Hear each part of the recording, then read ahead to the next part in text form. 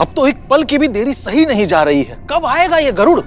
मैं भी यही सोच रहा था तख्तू कि कब वो झाड़ू लगाएगा और हम उसे बार बार अपमानित करेंगे।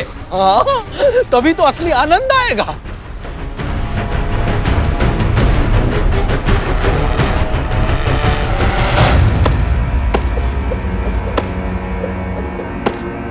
आ गया, आ गया, आ गया। अब आएगा असली आनंद। लगाओ झाड़ू हमारे दास गरुड़।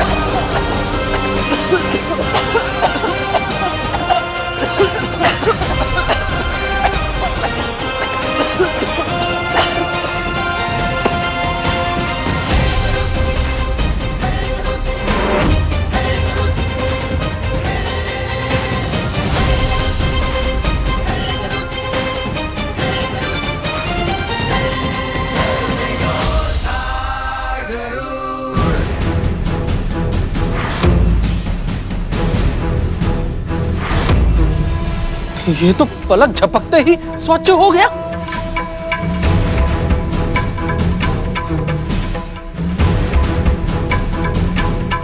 गरुड़ के लिए ये सब कार्य सामान्य है, इसे कोई कठिन कार्य देना होगा।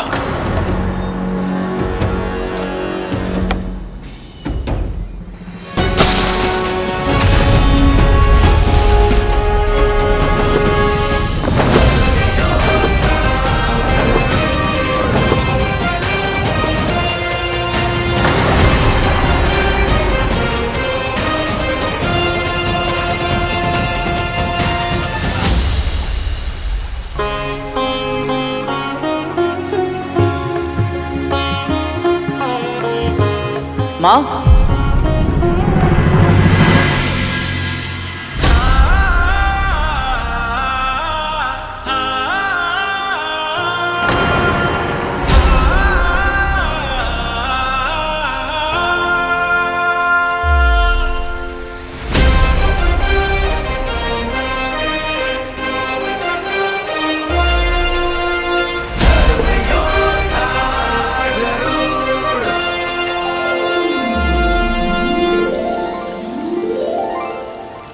कुछ भी कहो, ये गरुड़ है तो कार्य कुशल। हाँ तख्तू, क्षण भर भी बीत नहीं पाता कि ये पहला कार्य समाप्त करके दूसरे कार्य के लिए उपस्थित हो जाता है।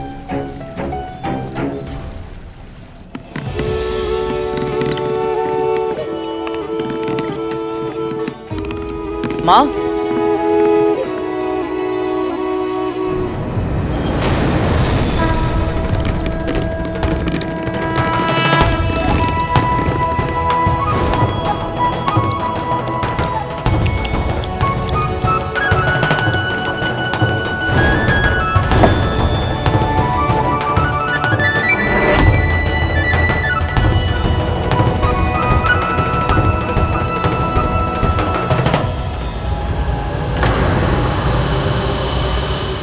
माँ, मैं हूं ना। यहां क्या कर रहा है तू?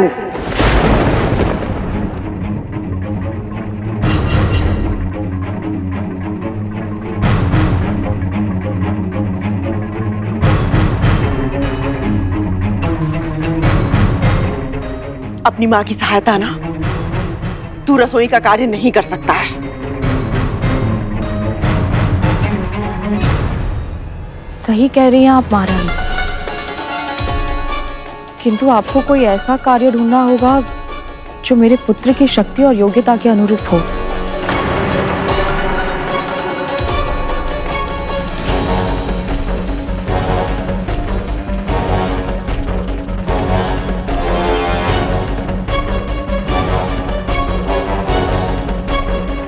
मुझे पूजा करनी है। विंता, तू आरती का थाल सजा और तू मानसरोवर से 1 सहस्त्र 8 नील कमल लेकर आ मेरे लिए। जो आज्ञा महारानी।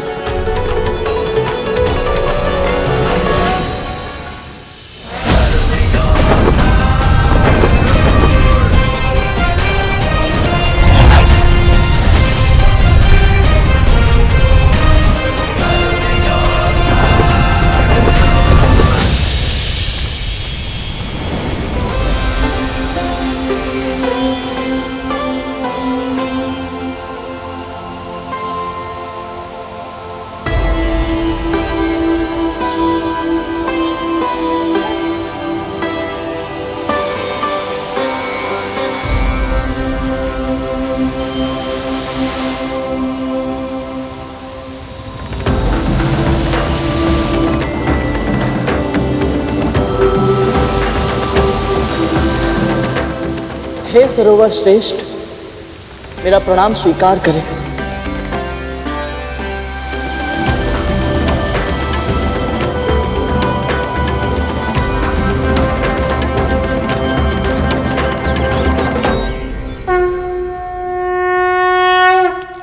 आरती का थाल सजाने में इतना समय है।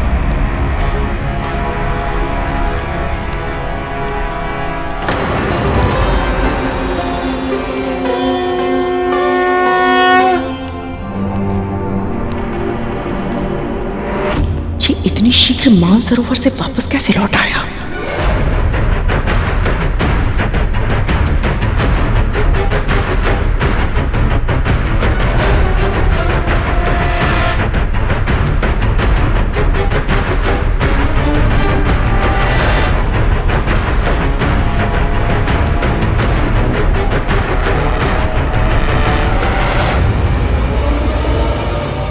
मुझे अभिषेक करने के लिए 7 समुद्रों का जल चाहिए।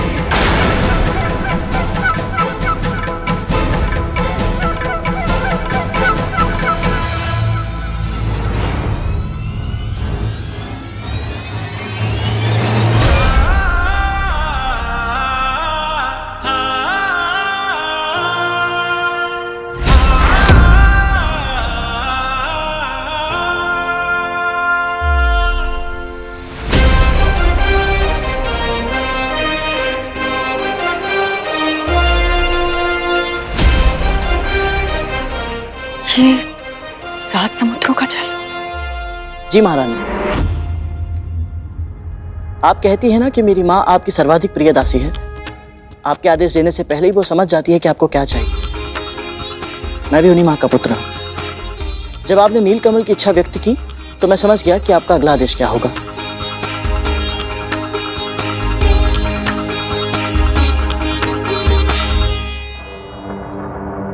मेरे पुत्र अपने भ्रमण के लिए तैयार हो गए होंगे। तू जा उनके साथ, उनका अंगरक्षक बन के। उन्हें रक्षा की आवश्यकता है? नहीं, पर मेरे पुत्र वंचित क्यों रहे? सभी शक्तिशाली व्यक्तियों के साथ में उनके अंगरक्षक रहते हैं। शक्तिशाली है तो अंगरक्षक की क्या आवश्यकता है? कैसी विडंबना है।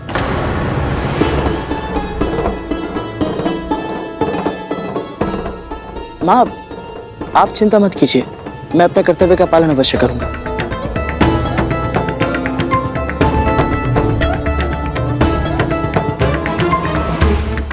आज्ञा दीजिए।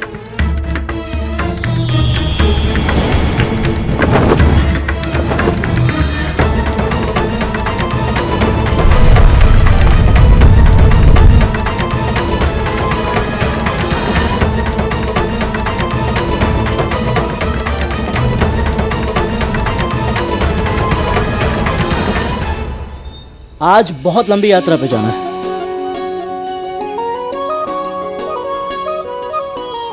आइए, रथ तैयार है। चलिए चलिए।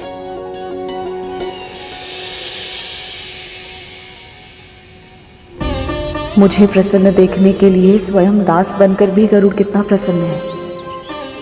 ईश्वर ऐसा पुत्र सबको दे।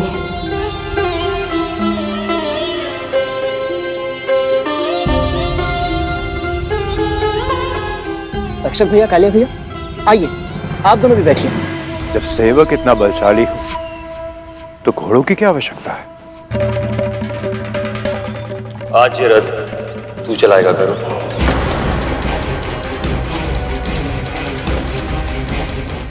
बड़े भैया कुछ अधिक ही अपमान कर रहे हैं। गरुड़ यदि भड़क गया तो लेने के देने पड़ जाएंगे। अरे वाह, ये तो बहुत ही उत्तम विचार है।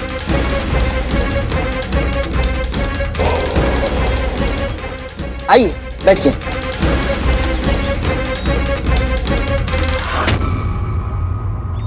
आज तुम दोनों विश्राम करो, चलो।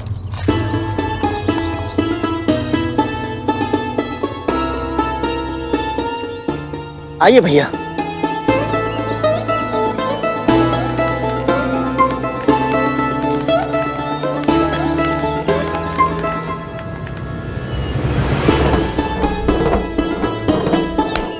भैया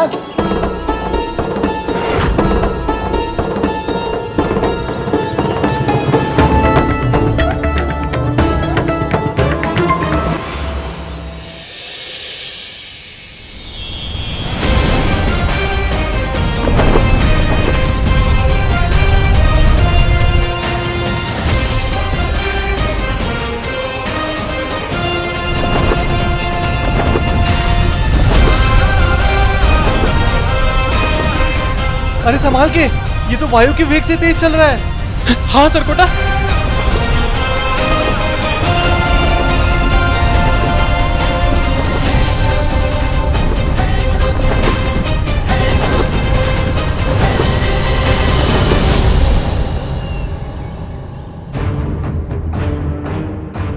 कहाँ लुप्त हो गए ये सब?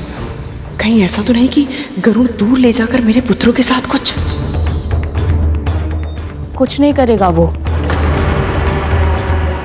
मेरा पुत्र मुझसे कितना भी दूर क्यों ना चला जाए, मेरे संस्कार सदैव उसके साथ रहते हैं। आप चिंता मत कीजिए, ना वो अपना दास होने का कर्तव्य भूलेगा, ना भाई होने का, और ना ही पुत्र होने का।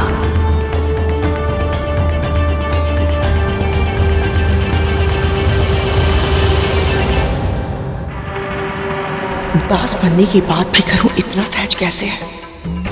कहीं उसका ये व्यवहार किसी बड़ी आंधी से पहले की शांति तो नहीं है?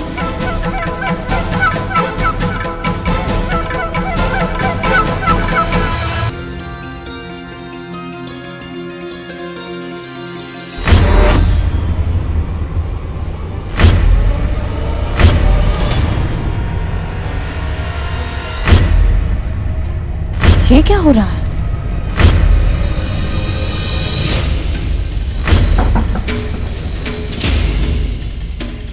ये कंपन कैसा हो रही है? ये ध्वनि कहाँ से आ रही है?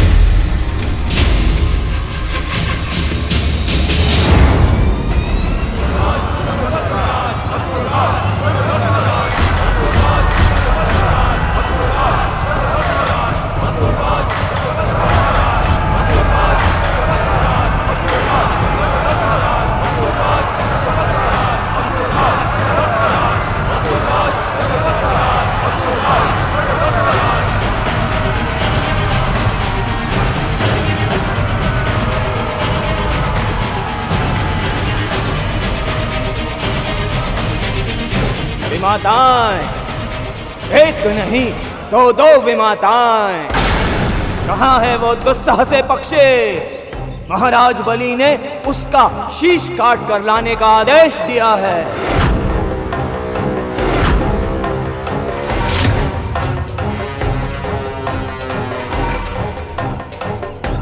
उनके सामने खाली हाथ तो नहीं जा सकता।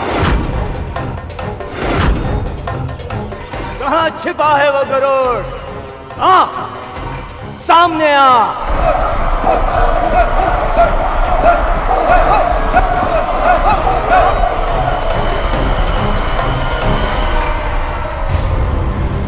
उस दिन विमाता अदिति के सामने तो कर्तव्य ध्वज ऐसे लहरा रहा था जैसे वही एकमात्र धर्म योद्धा हो। अब कहाँ गया वो साहस? अब क्यों कायरों की भांति महल में छिपकर बैठा है? कहां छिपा है कायरों की तरह? आ मेरे समक्ष, तेरी मृत्यु तेरे सामने खड़ी है।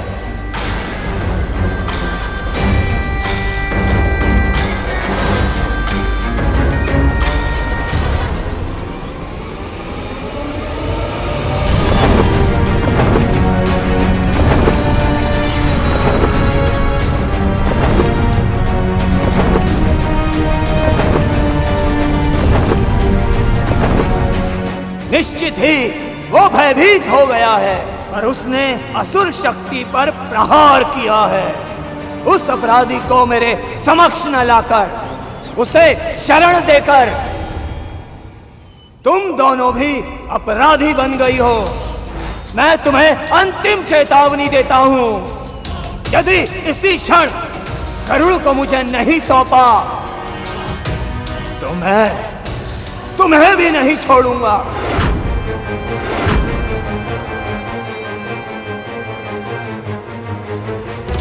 महाराज बलि और असुरों के शत्रुओं की रक्षा करने के लिए मैं तुम्हें दंड दूंगा, भीषण दंड। मेरे पुत्र यहाँ होते तो इन असुरों का इतना साहस नहीं होता, पर उनकी अनुपस्थिति में कौन करेगा मेरी रक्षा? बस बहुत हो चुका। प्रतीक्षा करने का ना ही समय है मेरे पास और ना ही धैर्य। अब उस गरुड़ को उसके घोंसले से बाहर निकालने के लिए मैं स्वयं ही इस महल में प्रवेश करूंगा।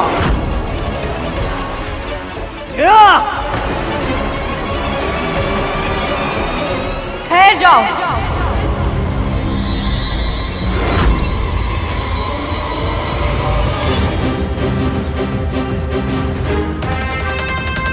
महारानी की आज्ञा के बिना महल के भीतर जाना तो दूर, तुम एक पग भी आगे नहीं रख सकते। यदि बल से प्रवेश करने का प्रयास किया तो पहले तुम्हें मुझे पराजित करना होगा।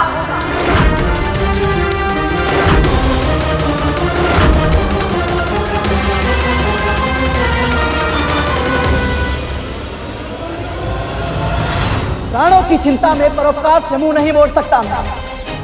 इस रेखा को ध्यान से देखो असुर सेनापति, ये मेरी मां के दिए गए संस्कारों का मान रखने के लिए है।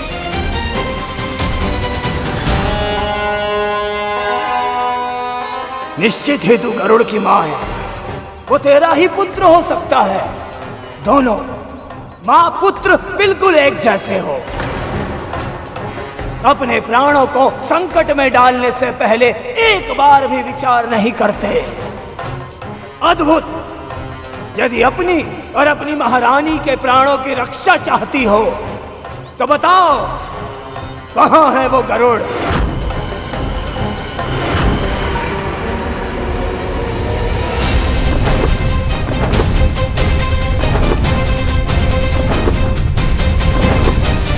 इस महल की स्वामिनी को धमकाने का, करने का दुस्साहस कर रहे हो तुम। लौट जाओ। महारानी की आज्ञा के बिना तुम्हारा यहाँ प्रवेश वर्जित है।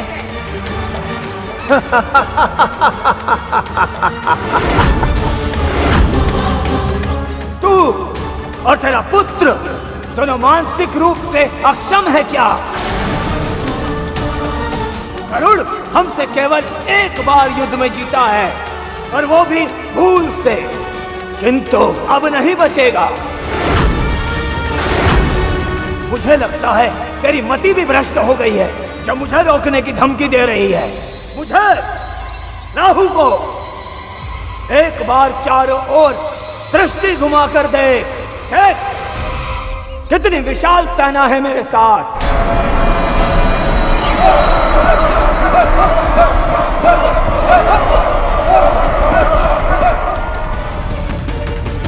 मैं तुम्हें अंतिम बार अवसर देता हूं।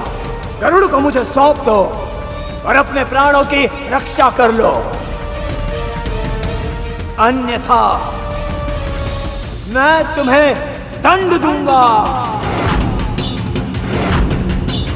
प्राण दंड।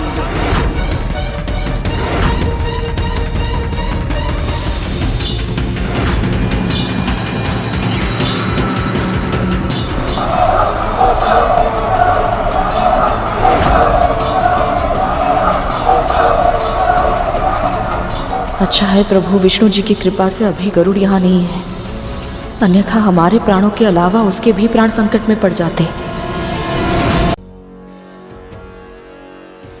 अब तो तू प्रसन्न है ना? अपने पुत्र को नियंत्रित नहीं कर पाई, इस कारण आज मैं विपत्ति में फंस गई। ये सारा तेरा दोष है विंता।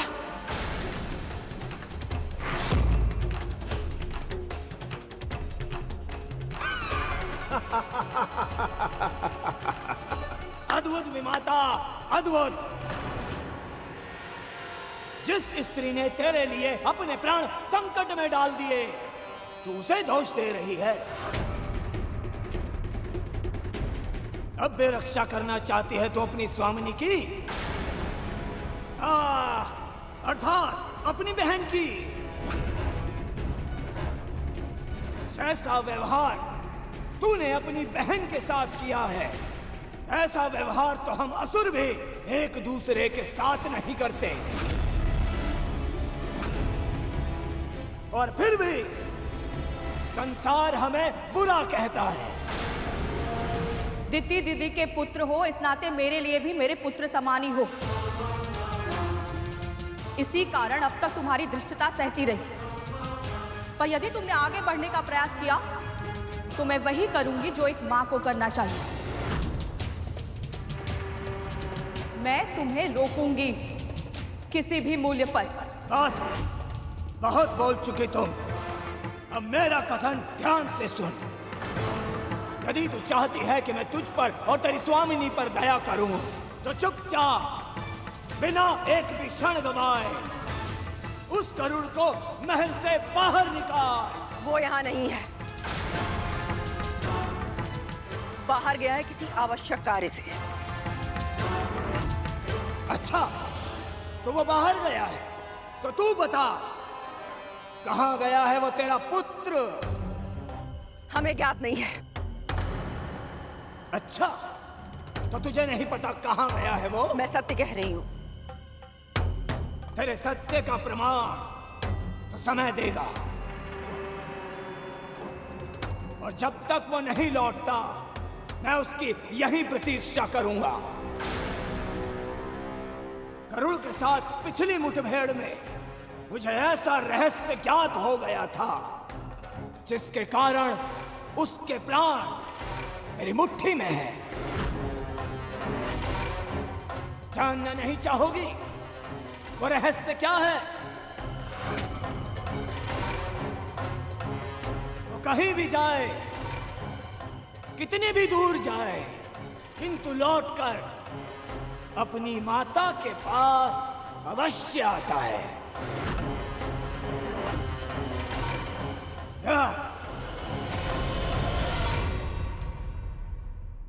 सही कहा तुमने। मेरा पुत्र अवश्य ही मेरे पास लौट कर आएगा, पर उससे पहले तुम सबको यहाँ से लौट जाना चाहिए। यदि उसने तुम्हें मेरे और महारानी के साथ ऐसा दुर्व्यवहार करते हुए देख लिया तो मैं भी उसके क्रोध से तुम्हें बचा नहीं पाऊंगा। कल्पना करो पुत्र, अपनी विमाता अदिति की रक्षा के लिए यदि वो तुम सबसे अकेले युद्ध कर सकता है तो अपनी माँ की रक्षा के लिए वो क्या नहीं करेगा? उस रक्षा करने के लिए तो उसे यहाँ आना चाहिए ना, पर वो तो यहाँ पर है ही नहीं।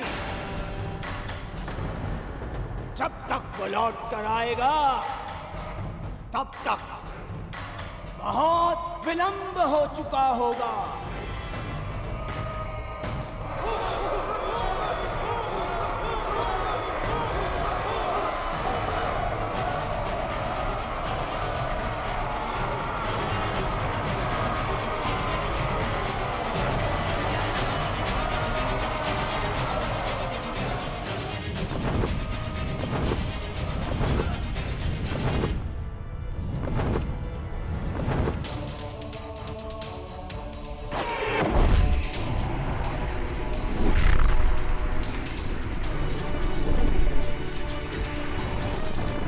ओम विष्णवे नमः। ओम विष्णवे नमः। ओम विष्णवे नमः। ओम विष्णवे नमः। ओम विष्णवे नमः। ओम विष्णवे नमः। ओम विष्णवे नमः। ओम विष्णवे नमः। ओम विष्णवे नमः। ओम विष्णुवे नमः। ओम विष्णुवे नमः। ओम विष्णुवे नमः। ओम विष्णुवे नमः। ओम विष्णुवे नमः। ओम विष्णुवे नमः।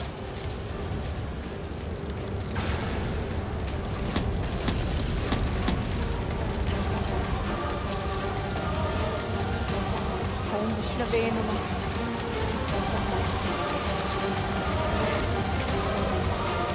ओम विष्णुवे नमः।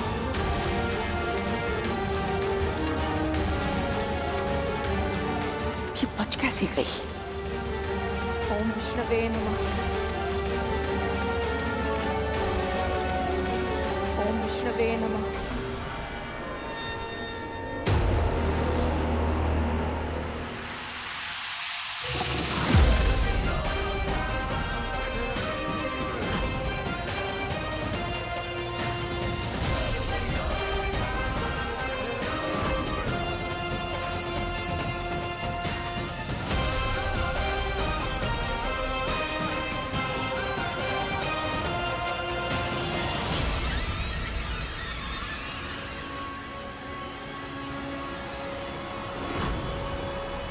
मेरे पुत्र,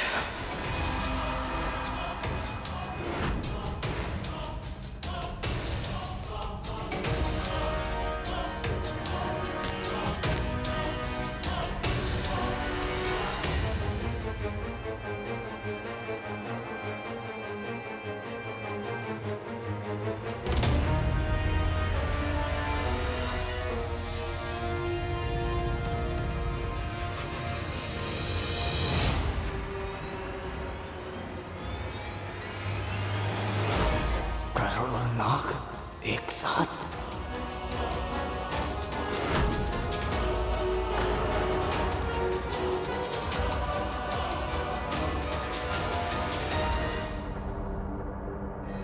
हमारी माँ को भयभीत करने का दुस्साहस नहीं करना चाहिए था तुझे।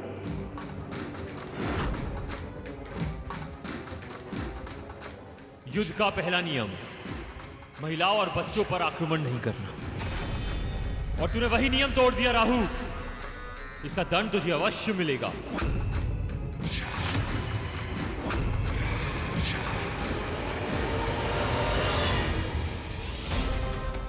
भले ये नाग कितने भी निष्ठुर हो, अपनी माँ के लिए निष्ठावान और युद्ध के नियम के प्रति सम्मान भी रखते हैं।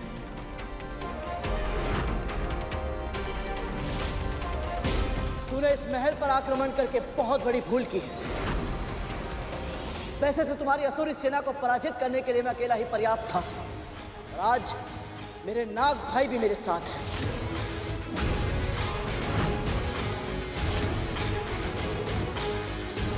अब तू अपने प्राणों की रक्षा कैसे करेगा राहु?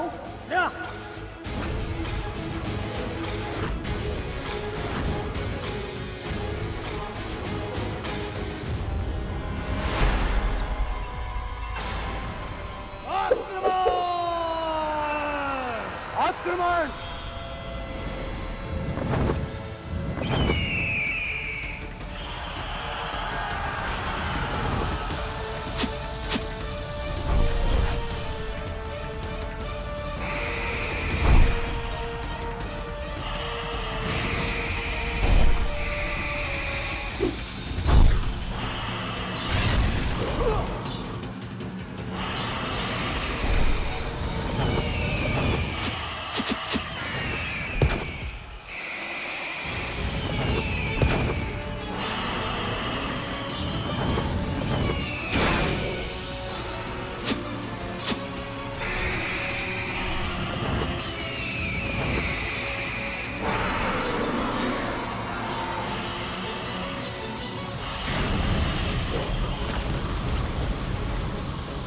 मेरे दोनों पुत्र इतने शक्तिशाली हैं कि इनके विष का भय इन असुरों को एक पग भी आगे नहीं बढ़ने दे रहा है।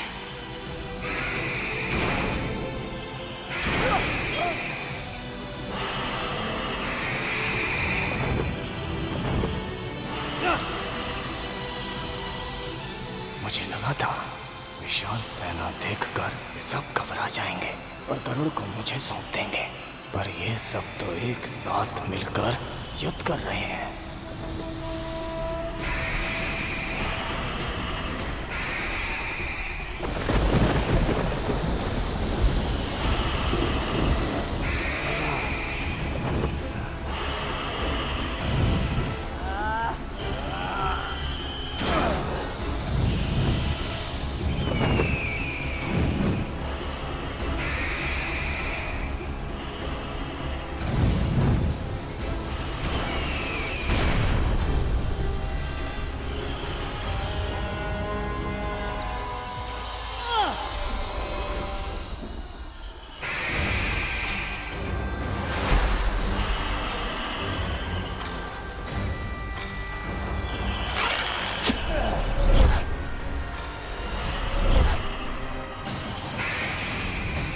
दीदी, किसी भी उपाय से हमें इन सबको रोकना होगा। भाइयों का ऐसे एक दूसरे के रक्त का प्यासा हो जाना उचित नहीं है। किसी की भी मृत्यु हो सकती है। यदि ऐसा हुआ तो इसका दोषी तेरा पुत्र होगा। पर इस समय संकट केवल मेरे पुत्र पर नहीं है, आपके पुत्रों पर भी है और दीदी दीदी के पुत्रों पर भी। असुरों से शत्रुता करने में कोई समझदारी नहीं है दीदी। देवताओं और दानवों के मध्य युद्ध के कारण पहले ही भीषण विध्वंस हो चुका है। एक और युद्ध विनाशकारी सिद्ध होगा।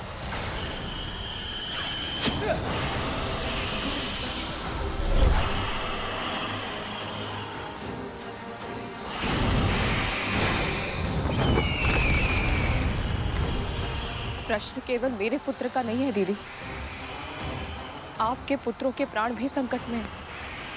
यदि उनमें से किसी को कुछ हो गया तो? ये समस्या तेरे पुत्र के कारण उत्पन्न हुई है, उसका समाधान भी वो ही करेगा।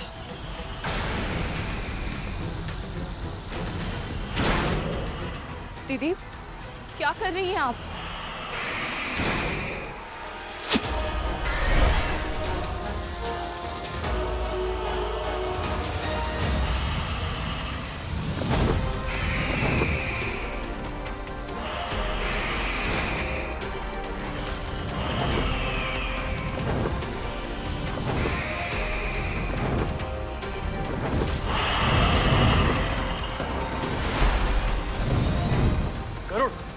कालिया,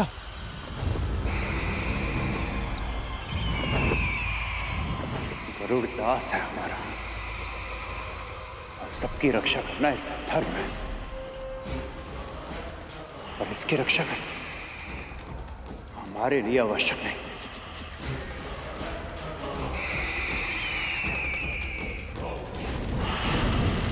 है तो ये हमारा शत्रु। यदि एक शत्रु दूसरे शत्रु को समाप्त कर देता है तो उससे उत्तम हमारे लिए और क्या होगा? वाह तक्षक भैया, क्या कूटनीति है आपकी।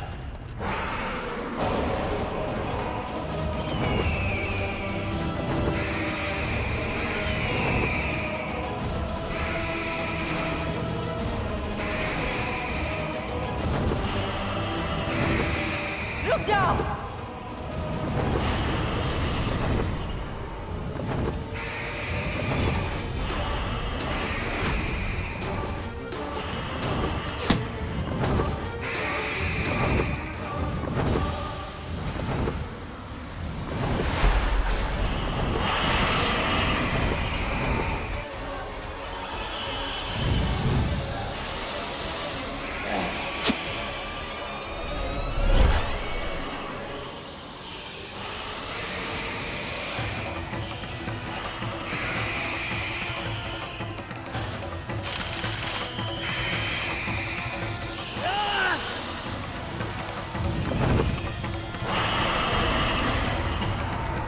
रानी, आप यहाँ क्या कर रही हैं? आप महल के भीतर जाइए, वहाँ आप सुरक्षित हैं। युद्ध करना बंद कर और मेरे संग चल।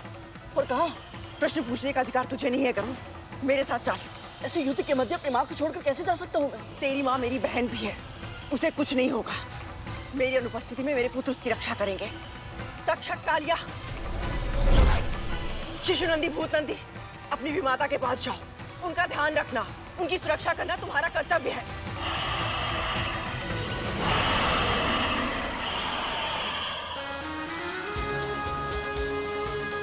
मेरी आज्ञा ना मानकर तू मेरी नहीं, अपनी माँ के संस्कारों की भी अवहेलना करेगा।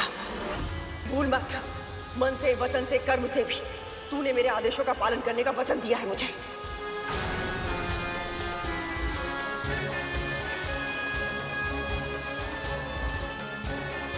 जी महारानी।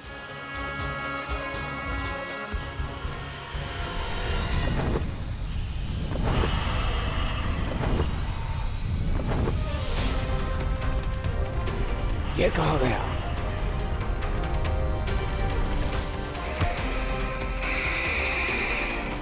तुम्हारे महाराज बलि को मेरा पुत्र चाहिए था ना? महारानी कद्रू स्वयं उसे उनके पास लेकर जा रही है। अब तुम इन सर्पों को छोड़ दो पुत्र। कहीं इसमें भी इन सब की कोई चाल तो नहीं? पता करना होगा। इतनी आसानी से नहीं, कभी नहीं।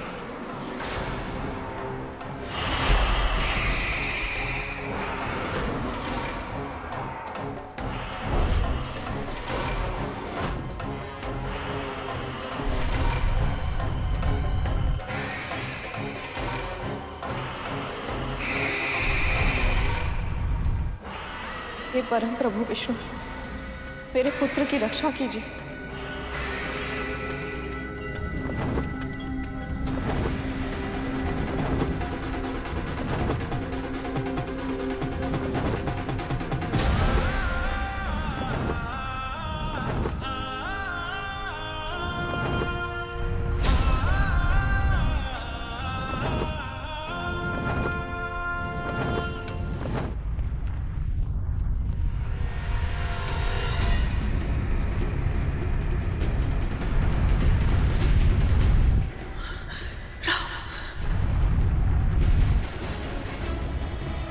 महारानी, आप मुझे कस के पकड़ लीजिए।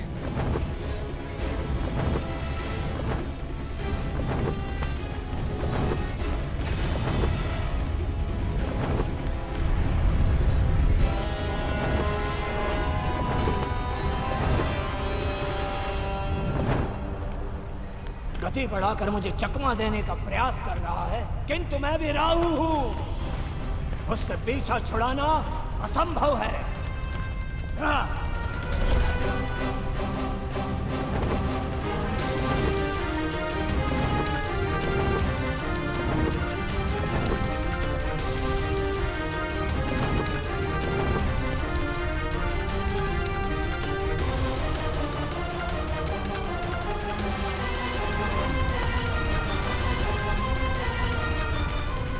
ये कहाँ गया?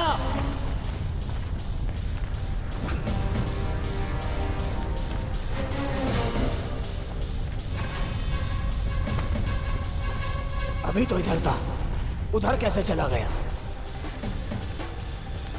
ये हुई ना बात। यदि ये युद्ध हमें रुकवाना है तो हमें शीघ्र ही महाबलीपुरम पहुंचना होगा।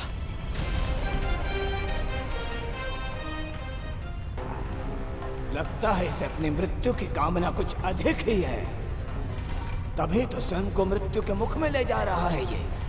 क्योंकि द्वारपाल तारकाक्ष के होते हुए कोई भी बाहरी प्राणी महाबलीपुरम में प्रवेश नहीं कर सकता, और यदि कोई ऐसा करने का प्रयास करता है तो वो जीवित नहीं रह सकता।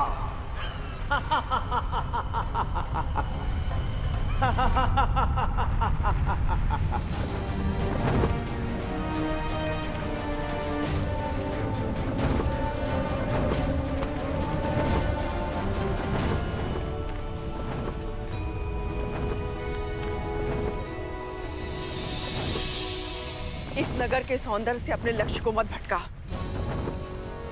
सीधे चल राजमहल की ओर।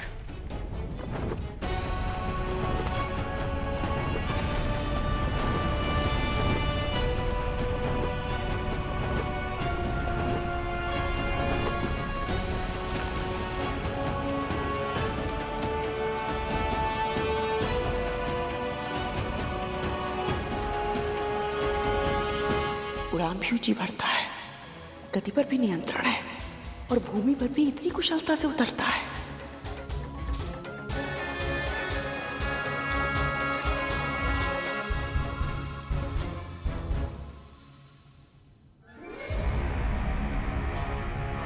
इतने बड़े महाराज के महल में कोई सैनिक ना हो, ये तो असंभव है। आप चिंतित मत होइए महारानी, मेरे होते हुए आपको कोई हानि नहीं पहुंचा सकता। मेरे होते हुए आपको कोई हानि नहीं पहुंचा सकता। मेरे होते हुए आपको कोई हानि नहीं पहुंचा सकता।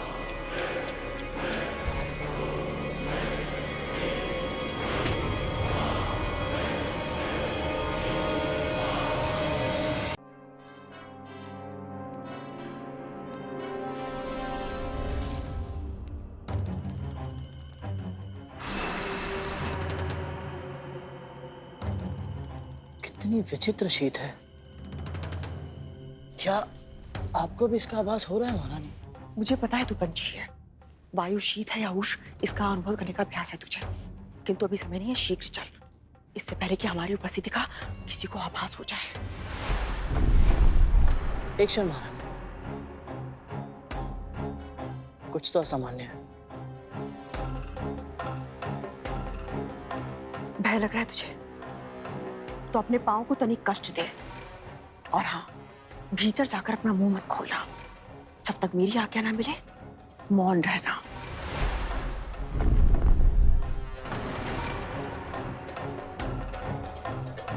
क्या हुआ?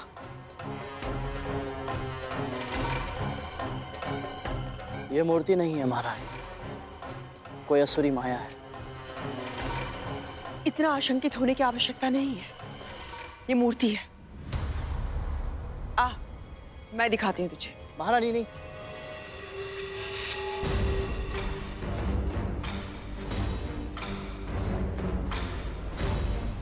महारानी रुकिए।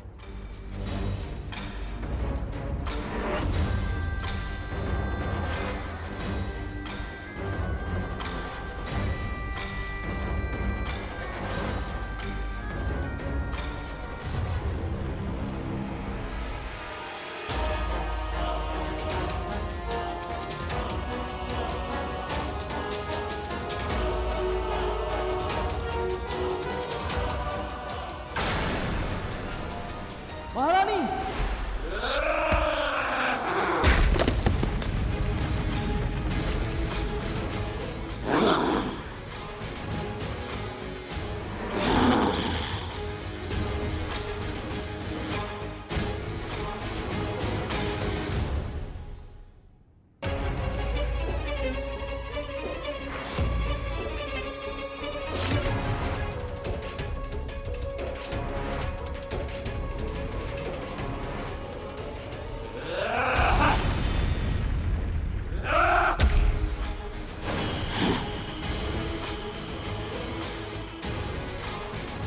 जिसके प्रहार से महाबलीपुरम की भूमि भी फट गई, उस भीषण असुर का वार ऐसे सह गया ये जैसे किसी ने फूल मारा हो।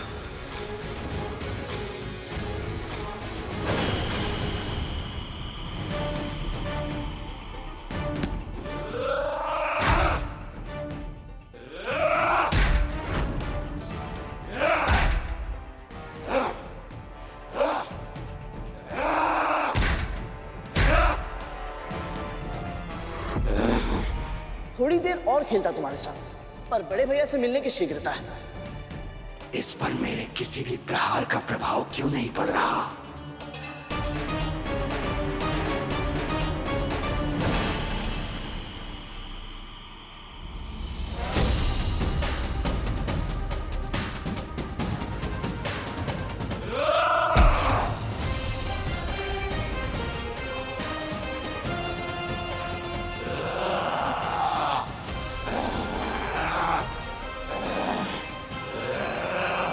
मेरी विमाता पर प्रहार करने का तो साहस दोबारा मत करना।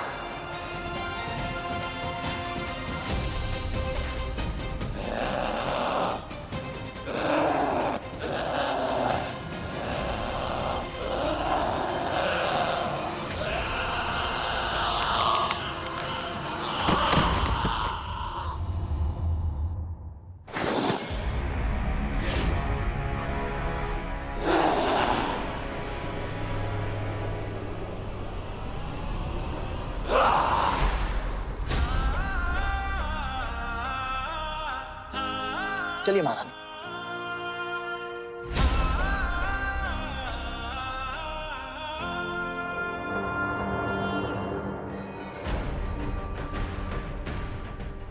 करुण ने द्वारकाक्ष को पराजित कर दिया।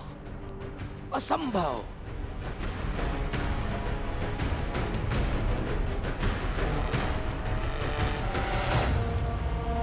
सौराष्ट्रे सोमनाथस्य श्रीशिले मल्लिकार्जुनम उज्जैन्यां महाकालम ओंकारम मल्लेश्वरम परल्यां वैद्यनाथं च डाकिन्यं भीमशंकरम सेतुबंधे च रामेशं नागेशं दारुकावने वाराणस्यां तु विश्वेशं त्र्यंबकं कौमुदी तटे हिमालय केदारं दुष्मेशं च शिवालय। यहाँ का वातावरण मेरी कल्पना से बिल्कुल विपरीत है। आश्चर्यचकित होने की आवश्यकता नहीं है। बलि असुर अवश्य है, किंतु दूसरे असुरों से बिल्कुल भिन्न है। वो एक पवित्र आत्मा है, अत्यधिक धार्मिक है, महादेव शिव शंकर का बहुत बड़ा भक्त है वो। यदि महाराज धर्म के अनुसार आचरण करते हैं तो फिर उनकी प्रजा इतनी क्रूर, इतनी निर्दयी क्यों है महारानी? राजा अपनी प्रजा के हृदय पर राज करने में विश्वास रखते हैं। वो अपनी जीवन शैली दूसरों पर नहीं थोपते हैं। उनके राज में सभी अपने स्वभाव के अनुसार असुरों की तरह आचरण करने के लिए स्वतंत्र हैं। वो स्वयं भी एक संयमी जीवन जीते हैं। अद्भुत। अभी तो बड़े भैया से मिलने में और अधिक आनंद आएगा। भूलना मत, तुम उसके लिए भाई नहीं हो, शत्रु हो तुम उसके। तुमने उसकी सेना को अपना कार्य करने से रोका था। उसके कुछ असुरों का वध भी किया था तुमने। शत्रु और भाई का अंतर तो मैं संभाल लूंगा, बस मेरी माँ और मेरे अन्य नाग भाई ठीक हो। ओम विष्णवे नमः। ओम विष्णवे नमः। ओम विष्णवे नमः। ओम विष्णवे नमः।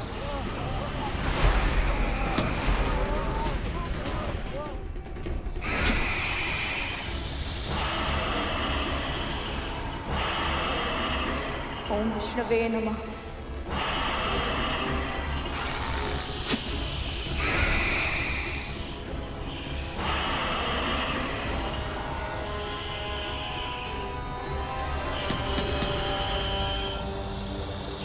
ओम विष्णवे नमः। ओम विष्णवे नमः। ओम सौराष्ट्र सोमनाथस्य श्रीशैले मल्लिकार्जुनम उज्जैन्यां महाकालम ओंकारम मल्लेश्वरम परल्यां वैद्यनाथ्यं च डाकिन्यं भीमशंकरम सेतुबन्धे च रामेशं नागेशं दारुकावने वाराणस्यां तु विश्वेशं त्र्यंबकं गोमती तटे हिमालयं तु केदारं धुष्मेशं च शिवालये एतानि ज्योतिर्लिंगानि सायं प्रातः पठेन्नरः स्मरणेन विनश्यति। ओम त्र्यंबकं यजामहे सुगन्धिं पुष्टिवर्धनम् उर्वारुकमिव बन्धनान् मृत्योर्मुक्तिरम्। महाराज बलि तो स्वयं धर्म के मार्ग पर चलते हैं, तो फिर इन्होंने अदिति माँ की तपस्या भंग करने का प्रयास क्यों किया? सभी पुत्र मेरे शेषनाग और वासुकी के जैसे नहीं होते हैं, जो धर्म और अपनी माँ की इच्छाओं में से किसी एक को चुने। बलि के लिए जितना महत्वपूर्ण उसका धर्म है, उतनी ही महत्वपूर्ण उसकी माँ की इच्छाएं भी है। उसने वही किया जो मेरी बहन दीदी चाहती थी। वो राजा अवश्य है, किंतु सत्ता की कुंजी उसकी माँ के हाथों में है। इसलिए यदि हमें युद्ध रोकना है तो बलि से अधिक उसकी माँ को मनाना होगा। बिल्वपत्रं समर्पणाम्।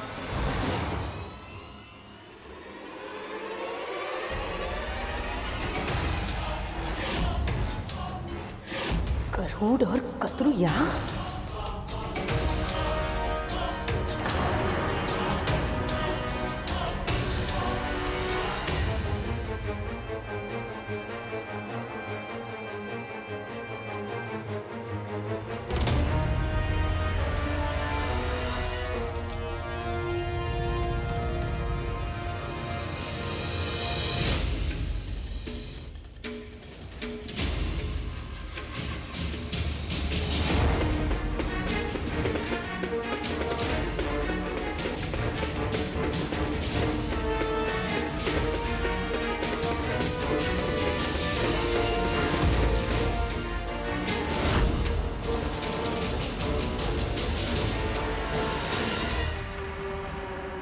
तुम यहाँ पे क्या कर रही हो कद्रू?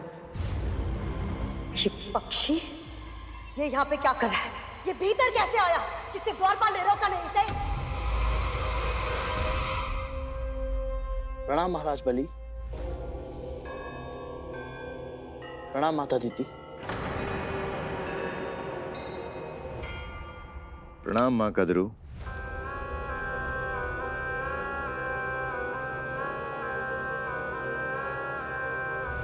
कद्रू, बिना बुलाए आने का क्या अर्थ होता है? बिना बुलाए तो सेना तुमने भी भेज दी थी मेरे महल में। तुम्हें क्या लगता था कद्रू? ये पक्षी ये असुरों के साथ युद्ध करेगा, उनका वध करेगा और हम इसे इसके अपराधों का दंड भी नहीं देंगे? क्षमा कीजिए राजमाता, यदि आपको दंड देना ही था तो केवल मुझे दंड देती। मेरी माँ को, विमाता को, मेरे नाग भाइयों को सम्मिलित करने की आवश्यकता क्या थी? उन्हें इन सब में सम्मिलित होने की कोई आवश्यकता नहीं है। पर वो तो पहले से ही सम्मिलित हो चुके हैं। तुम्हारे पुत्र राहु ने केवल विंता को ही नहीं, मुझे भी धमकी दी थी। इसी कारण मेरे पुत्र और तुम्हारे पुत्र आपस में युद्ध कर रहे हैं।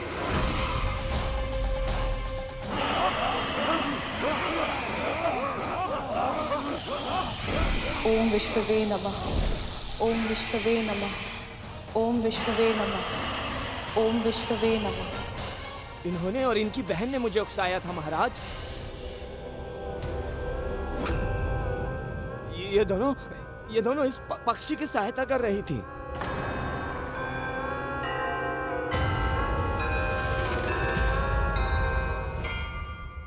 दीदी, गरुड़ के कारण असुरों का भी रक्त बह रहा और मेरे पुत्र भी चोटिल हो रहे हैं। इससे पहले कि किसी के प्राण चले जाएं, हमें इस युद्ध को रोकना होगा। यदि तुम्हारी यही इच्छा है कि ये युद्ध रुक जाए,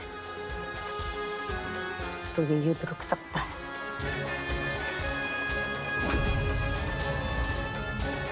अच्छा किया तो इस पक्षी को हमारे पास लेकर आ गई। अब इसे हमें सौंप दो।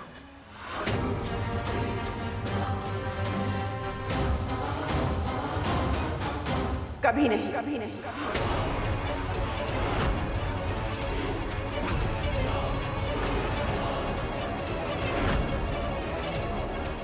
बड़ी माँ मेरी रक्षा करने का प्रयास कर रही है, पर क्यों?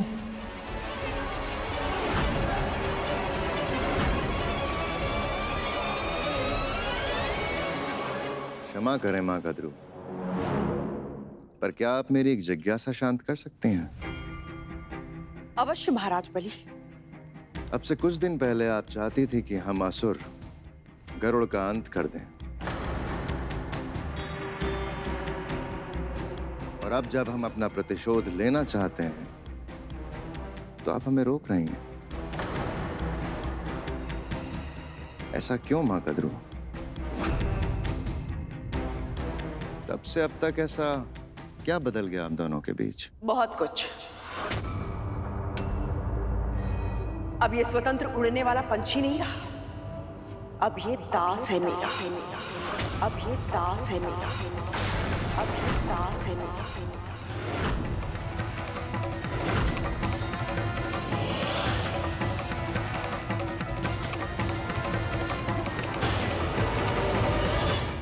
दास? ये पक्षी जिसने बड़े बड़े योद्धाओं को पराजित कर दिया, बजरंग जैसे महायोद्धा को भी खदेड़ दिया, ये दास बन गया है? और वो भी अपनी विमाता का?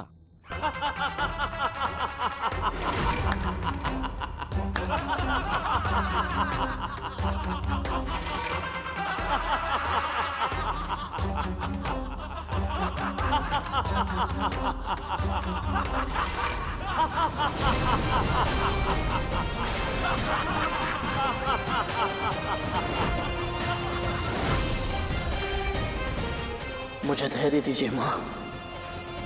मन को स्थिर करना है तो विचारों को स्थिर करना सीख। जब कभी तुझे क्रोध आए या मन विचलित हो जाए तो अपने गुरु का ध्यान धर। उनकी वाणी, उनकी शिक्षा और उनके दिए हुए संस्कारों के बारे में सोच। ऐसा करने से तेरा आवेग शांत हो जाएगा और फिर मन अपने आप स्थिर हो जाएगा।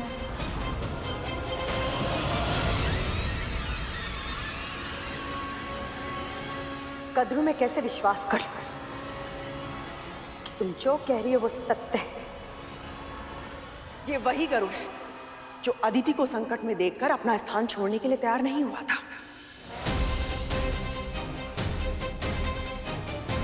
स्वयं से पूछकर देखो, मैं जो बोल रही हूं यदि वो सत्य नहीं है तो ये अपनी मां को युद्ध स्थल में अकेला छोड़कर तुम्हारे सामने इस तरह नहीं खड़ा होता।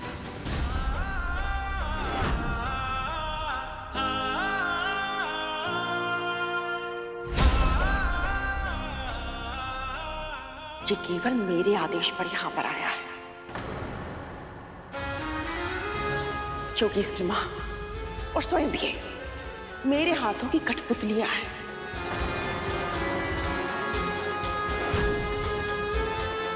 मैं जैसे चाहूं जब चाहूं इन्हें अपने संकेतों पर नचा सकती हूं। आप चाहती क्या है माँ कद्रू? शांति।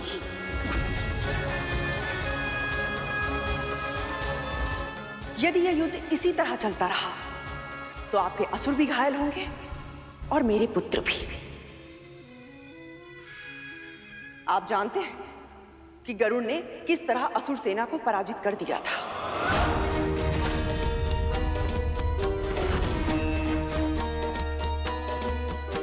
किंतु अब मेरे शक्तिशाली पुत्र भी इस युद्ध का भाग बन चुके हैं और इस युद्ध का परिणाम केवल और केवल विध्वंस लाएगा महाराज।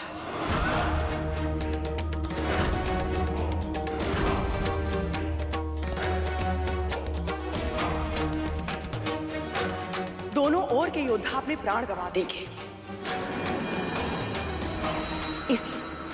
इस युद्ध को समाप्त करने में और मेरे पुत्रों को कभी भी कोई ना हानि पहुंचाने का यदि आप मुझे वचन देते हैं तो मैं भी आज आपको एक वचन देती हूं। आज के बाद मेरा ये दास गरुड़ असुरों के लिए संकट का कारण कभी नहीं बनेगा।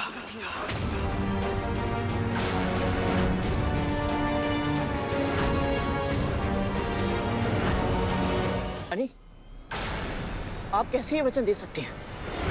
असुरों ने मेरी मां पर आक्रमण किया है, मेरे नाग भाइयों को संकट में डाला है और आपको भी तो मत भूल कि तू मेरा दास है।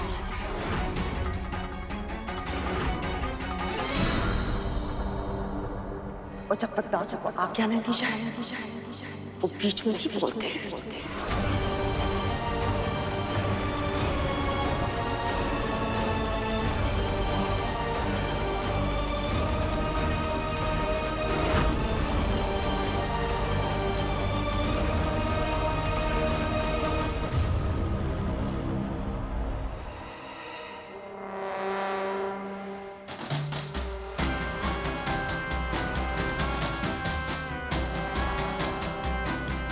गरुड़ को दंड दिए बिना यहां से वापस जाने नहीं दे सकता।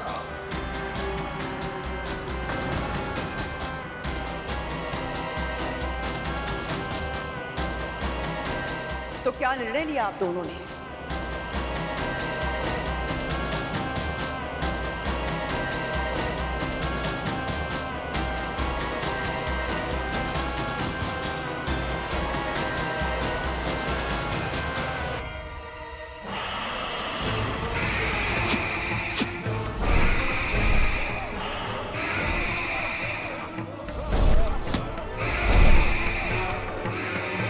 ओम विष्णुवे नमः।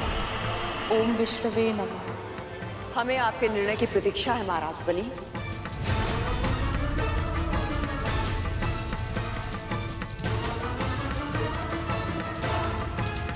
ये पक्षी तुम्हारे नियंत्रण में है तो इसका अर्थ ये नहीं कि हम इसके अपराधों को भूलकर इसे क्षमा करते हैं। इसने न केवल असुरों की सेना को चुनौती दी है बल्कि मेरे पुत्र और स्वर्ग के महाराज बलि की सत्ता को ललकारा है। इसे अवश्य दंड मिलना चाहिए।